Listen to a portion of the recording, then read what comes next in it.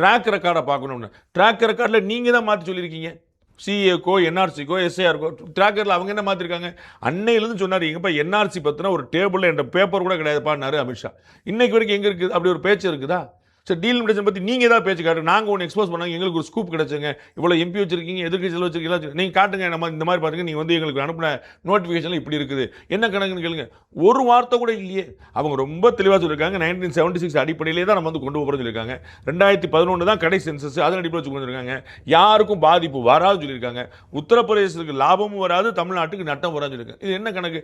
And இதற்கு முன்னாடி தான் காங்கிரஸ் கட்சி ஆண்ட பேரில் தான் பாப்புலேஷனுக்கு மட்டும் வெயிட்டேஜ் வச்சிருந்தாங்க. 1973 அதாவது பாப்புலேஷன் வெயிட்டேஜ் மட்டும் வச்சாங்க. இப்போ பாப்புலேஷன் வெயிட்டேஜ் மட்டும் இல்லை, நிதி ஒதுக்கீடுலேருந்து டீலிமிட்டேஷன் வரைக்கும் எல்லாத்துலேயுமே வேறு வேறு விஷயங்களை பார்க்க சொல்லியிருக்காங்க. அப்போ வந்து அந்த மாநிலத்துக்கான உரிமை எந்த விதத்தில் குறைஞ்சிடும். அப்போ வந்து இப்போ டெல்லி யூபியில் வந்து அதிகமான மக்கள் தொகை இருந்தால் கூட, பீகாரில் அதிகமான மக்கள் தொகை இருந்தால் கூட அந்த மாநிலத்துக்கு வந்து கூடுதலான சலுகை கிடைச்சிடாது. தமிழ்நாட்டில் மக்கள் தொகை குறைக்கப்பட்டதா கூட அந்த மாநிலத்துக்கு குறைச்சிடாது. இதுதான் உனக்கு. அப்போ இங்கே கூடாது அங்கே குறையாது, மொத்தமே ப்ரொபஷனட்டாக தான் பண்ணுறோம். யூனியன் பிரதேசங்களுக்கு இத்தனை, ஸ்டேட்டுகளுக்கு இத்தனை சொல்லிட்டு எல்லாமே ப்ரொபஷனல் வச்சுருக்காங்க. அப்போ என்ன உங்களுக்கு சிக்கலாதுன்னு எனக்கு தெரியலையே.